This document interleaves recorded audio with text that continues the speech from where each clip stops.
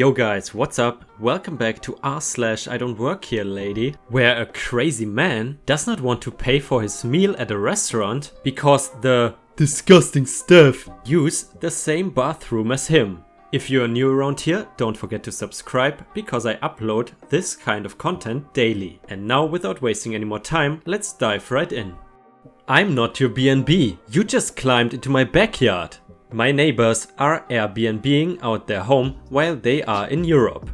It has been a pretty problem-free experience until today. Residential, not retail. Yesterday I was studying at home. At midday I saw a car pull up in front of my neighbor's house. A couple exited and immediately went up to the front door to knock. As time passed and no one answered, they started exploring the property, presumably searching for someone.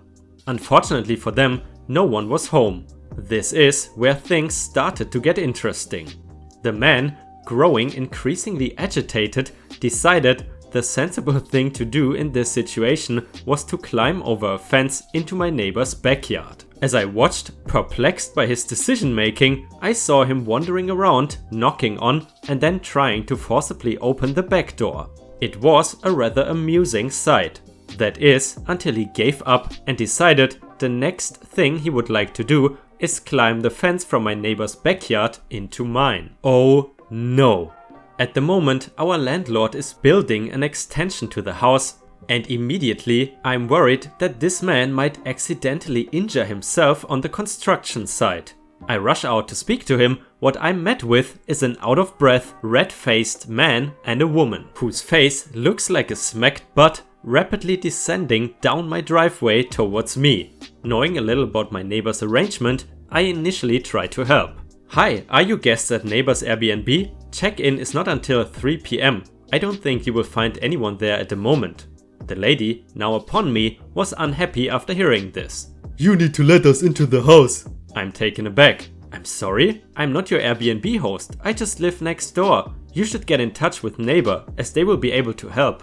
Ignoring the perfectly rational advice I have given them, the lady starts turning a deep shade of red and her partner silently glaring at me, his face beginning to contort with anger. They told us we could check in at 10 a.m.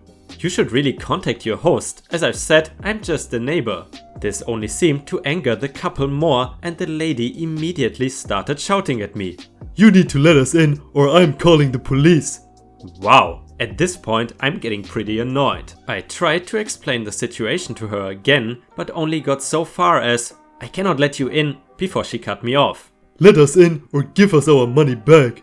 Now in her increasing anger, coherent sentences started to break down, which in hindsight was pretty funny to watch. It became a series of, You told us 10 a.m, give me back my money, and more threats to call the police, who would apparently get them a refund.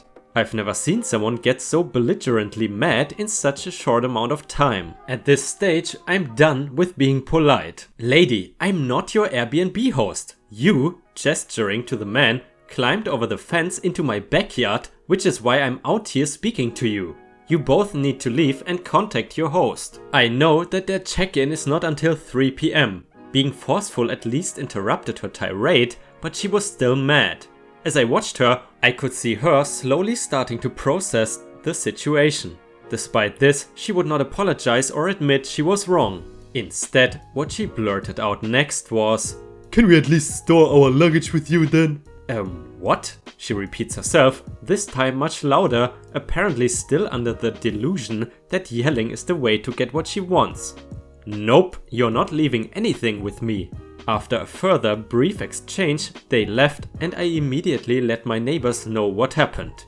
Now here's the justice boner to the story. My neighbors were annoyed, really annoyed, and they tried to contact their guests, but they would not answer their phone. Eventually, they let Airbnb know what happened. Airbnb tried to reach out to them too. Again, the guests were uncontactable. During our exchange, the man let me know his name. Let's call him Bob the Twat. As it turns out, the booking was made under a completely different name. Both my neighbors and Airbnb tried to verify who was staying, but Bob was not responding to their calls or messages. Eventually, Airbnb decided to cancel Bob's booking.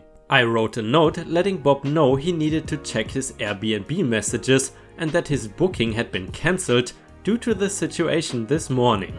At 3 PM, the car returned, this time filled with 4 more people. Apparently, Bob the twat was trying to sneak in a few extra unpaid guests. I watched the quiet resignation on their faces as they read the note. It felt good. As an aside, my neighbor managed to rebook the dates with a lovely Chilean couple, and Airbnb honored the payout for the insane couple's cancelled booking. My neighbors insisted on giving me a portion of the payout for my trouble, but honestly, knowing that these horrible people were inconvenienced was enough. Guys, by the way, what is your opinion about Airbnb? Personally, I would say it's an awesome option for people who don't want to stay in a hotel, but then again I've heard that especially homeowners in the neighborhood are often annoyed by others renting out their houses to random people. So please tell us your opinion in the comments. Anyway, let's continue. Yes, demand the heavily pregnant woman to lift your 30-pound bag of dog food into your cart. I am a vendor at many stores. I will go in and put up a few signs or put some sticker on product. Super easy work. Anyways, months back, I was about 8 months pregnant with my second daughter and I was working in a local grocery store putting up some signs. I was in the pet aisle and I notice this woman is glaring at me. I removed my headphones and she says, "I said I need that dog food." "Oh, I'm sorry ma'am, I do not work for store name. So I need your help, you need to put that in my cart." She was getting increasingly angry. "No ma'am, I'm sure there's an employee nearby, but I don't work for store name." "Well, who do you work for so I can complain?" she says as she's staring at my name badge that is hanging in front of my huge pregnant stomach. I did notify the store manager and he apologized to me. I also called my manager in case she actually did try to complain to my company. I never heard anything else about it. And some little gold from the comments. Jigsaw24 said, "Should have asked for her employees' details so you could complain right back." Then Topcat answered, "That's actually a great comeback." "Who's your manager?" "Well, who's your manager?" "Why? I don't work here." "Well, neither do I. Now that's settled, move along." That is actually a fantastic way of dealing with Karens. I will poop wherever I like. This sub is a dream to me. I have experiences like this constantly and I think it might be due to having spent 17 years in the service industry. I just have that look. I've started wearing earbuds everywhere I go, but obviously that's not something I can do in restaurants and bars. My buddy was taking me out to a fancy French restaurant as a treat and I was pretty gussied up. I really enjoy getting dolled up and wearing a beautiful dress to enjoy a wonderful meal. However, the city in which I live, which is Portland, Oregon, has a reputation for diners dressing down, even in fine dining restaurants. It's a running joke among locals. You will go into a restaurant where a couple will easily drop a couple hundreds on one meal and over half the room are wearing hiking clothes or yoga pants. I only mention this because the staff tends to be better dressed than the clientele. I was wearing all black with my hair in an elaborate updo and chandelier earrings. I think the all black is what started everything. This particular restaurant has a well-known and frankly downright foxy chef who typically works at a station expoing and plating where everybody can see him. It's also near the door to the only washroom and the server station. It's a huge restaurant and with only one washroom there was a bit of a line. I waited and waited and at one point I think the chef and I exchanged a few pleasantries. When I was next in line, a middle-aged man in a Portland issue plaid button-up and jeans got in line behind me. He had cranky energy and was shifting from foot to foot. It did not seem like he had to go badly, just that he was impatient. I had been waiting much longer than him and found his constant sighing and scoffing irritating.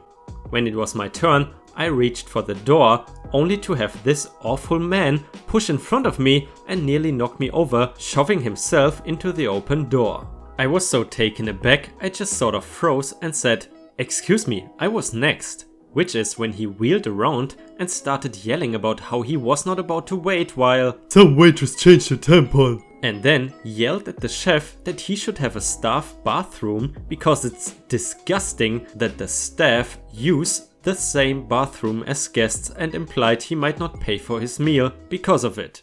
I stood there in absolute shock and a full bladder while this man took care of his business, clearly taking his sweet time out of spite. Maybe something about his personality made me think he had not taken a normal crap in years. The chef apologized to me and a waiter who had been at the server's station commiserated. I decided, F it, I don't work here, but even if I did, there's no reason to be treated like I'm not a human. Seriously, dude, you're wearing muddy Teva sandals and suddenly acting like we are in Downton Abbey. When he came out, I used my entire body to block his path out of the bathroom and gave him a stern but quiet lecture about how A, I actually was not an employee, and B, there's nothing wrong with sharing the bathroom with the staff, and told him that he had ruined what should have been a special night out. Again, this all happened in full view of the entire kitchen staff and several members of the wait staff. I had not realized it at the time, but this jerk was actually seated directly next to my friend on the banquet. His female dining companion was sitting next to me. I had been gone easily 20 minutes and my friend was confused and annoyed. I figured at that point I had nothing to lose, so I loudly explained what happened while gesturing to the awful man and making pointed eye contact with the woman. The man looked furious and the woman just silently glared at him. After a few minutes, the waiter wordlessly dropped their check. They were mid-meal and hadn't been offered dessert. It was clearly a very pointed but polite "F you, get out" from the staff after his rant. They paid without incident, and as they got up to leave, he tried to put his hand on her shoulder, only to have her jerk away and say, "Don't touch me." That feeling when you realize your partner is a complete jackass who got you thrown out of a restaurant for screaming about tampons. We got a cheese plate and glasses of sparkling rose as a gift from the restaurant. Cheers. That story brings back the phrase, "the customer is always right," to my mind. But someone in the comments mentioned, that phrase is not even referring to a customer being correct. It's actually a financial term which effectively means the market will decide what it wants. But obviously it gets abused by entitled customers. If you have watched until here, don't forget to post some stars in the comments to make your boy Ripe happy. He made an official complaint, "I don't work there." This happened a couple of months ago. Backstory, I'm a youth worker and part of my job involves taking clients to a bowling alley. I do this a few times a week, sometimes more than once a day. And usually at odd times. 9 AM Monday bowling, anyone? So the place is basically my second office and we have a good relationship with the proprietors. During the quiet hours, they only have 2 staff working. One in the office / front desk / cafe, 3 separate locations by the way, and one behind the scenes. It means that often there's a bit of standing around waiting when the front of house staff member is in a different area. Myself and the other weekday regulars, mostly senior bowlers, are used to it. It actually works well for me because part of what I'm doing there is teaching my clients social skills and coping strategies, so having to occupy yourself and be patient and polite is a good teaching moment. My client and I have finished bowling and we are sitting at the cafe, eating and talking quietly when a man approaches the unattended cafe and immediately starts huffing and pacing restlessly. I side-eye him but keep talking to the kid. A minute later he comes and looms over our table and says, "Excuse me," in an aggressive tone. Now I've got my calm, neutral face on, but inside I've started gibbering because 1. I hate confrontation, 2. This guy is actually massive, 3. The kids I work with are the zero to kick your effing teeth in kind and they often get very protective of their workers in a sweet but effed up kind of way. So if this guy tries to start something, there's a good chance there will be red and blue flashing lights in my immediate future. "Yes?" I inquired politely, keeping one eye on the kid, one hand on my phone, and a vapid smile on my face. "How about you do your effing job?" He leaned down over the table, his breath was as unpleasant as the rest of him. I was surprised because sitting at a bowling alley, eating curly fries with a 15-year-old at 10 AM on a Tuesday was my job, and I was doing it well. Thank you very much. I was also alarmed because said 15-year-old has become very still and very tense. Not good. I moved back in my seat and resumed the vapid smiling. "Oh, sorry, I don't work here. Sometimes you have to wait a minute for someone to see you and come over, but otherwise maybe try the front desk." Well, you're dressed like you effing work here. He leaned over more and he jabbed my chest. The staff at this bowling alley wear black trousers and violently orange polo shirts that match the violently orange walls. Awful. I'm glad I don't drink because going in there with a hangover would kill me. I was wearing baggy hippie pants, my purple manic pixie dream tarantula tee and a sparkly sequined backpack. And a lanyard with the word staff printed on it. I held up the company ID card at the end of the lanyard, which identified me as an employee of the non-profit I work for. "No, sorry, I work for company name. We are customers here. Now if you don't mind, you're being very rude." Me trying to role model, terrified. I smiled my best, everything is fine, smiled to the kid, eyeing the cutlery bucket. Don't talk to me like that. I want 3 beers and some effing wings. He actually smacked the table with his hand. I looked over to the main area. Oh goody, he has friends. I leaned back as far as I could. The wall was behind me, tables either side and him blocking my exit. The kid stood up. Bad. Staff member spotted us and started rushing over. Good. We had a time for a few rounds of I want to speak to your manager. "I don't work here though, please let me out." Before the actual manager of the bowling alley reached us, he pulled the guy away so I could get up, but dude wants to speak to my manager and won't let up. Manager says, "I am the manager here." Dude, You are her manager? manager, "No, she doesn't work here." Dude to me, I want to speak to your manager now. At this point I figured, why not? Handed him one of our company business cards and said, "Ask for my manager's name." He turned away to dial the number and I grabbed the kid and whispered, "Now watch him make a dick of himself." The kid laughs and relaxes a bit. Thank God. And the 3 of us stand in a row and watch this guy call my actual manager and complain that I would not serve him beer and chicken wings. My manager actually took the complaint on an official form and made me sign it when I got back to the office. Meanwhile, dude is banned and the bowling alley gave the kid a huge pile of free arcade tokens in apology, and I was able to get him to give me back the knife he stole before I dropped him home. Wins all around. Edit to add, the complaint my awesome manager wrote was a joke and is stuck up on the staff notice board. It's written in a tongue-in-cheek way and will absolutely not come back to bite me. We have all enjoyed the running joke. I gotta say, I have massive respect for the OP and I love people who work in areas that allow them to change lives for the better, especially when it comes to kids. Rude lady in Walmart yelling at an innocent customer. It's late at night and I had to pick up my best friend from work since her car died. Been giving her a ride to and from work for a few weeks now, and as part of our routine, we stopped into Walmart before continuing to her house. We were just chatting away, talking about how her day at work went and girl talk like usual. We pulled into our normal parking spot, usually row 7 halfway down near the cart return, and start walking into the store. When we get inside, we could hear raised voices but wasn't sure where it came from. We decided to be nosy to see if we could find the raised voices. Like usual at Walmart late at night, you can see employees stocking shelves and only 1 or 2 at the self-checkouts because that is the only registers opened late at night. We finally found where the raised voices were and could see this woman who looked to be younger than us screaming and yelling at another customer.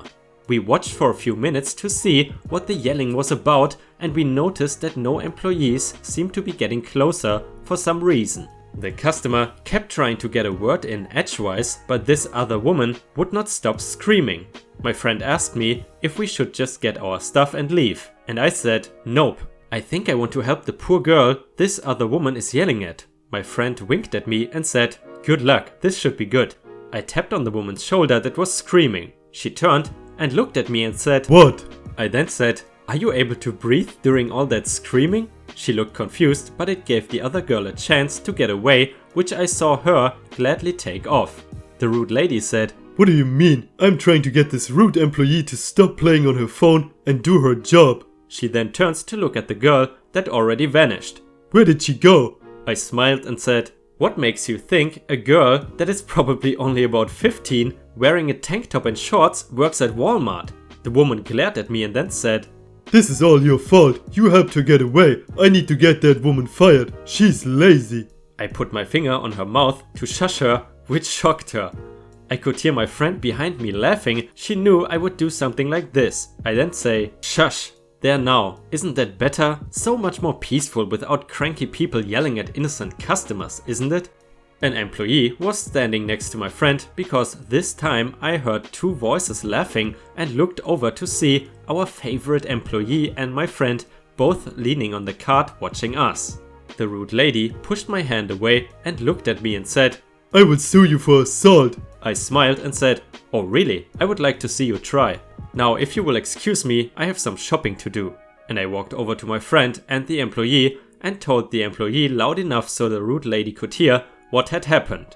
The employee laughed and said, you mean someone is that stupid they think that's our dress code? We all had a good laugh as we watched the rude lady walk away very fast. We did see the girl later on over in electronics looking at DVDs. She saw us and waved to us and thanked us for helping her to get away.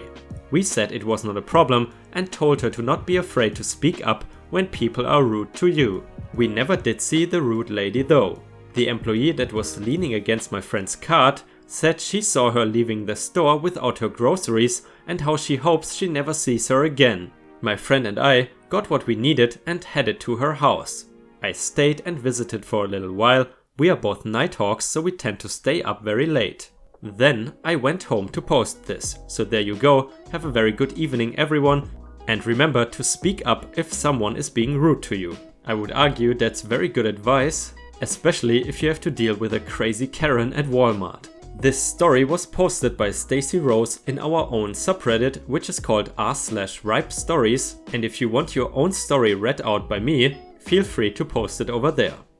Now the last story will be a little bonus from our own subreddit once again and was posted by Rayanne Bedard, and sorry if I butchered your name, and is titled Entitled Brats Destroy Hotel. Hey everyone, I'm not a participant in this story and there's no dialogue, this is just what a neighbor told me.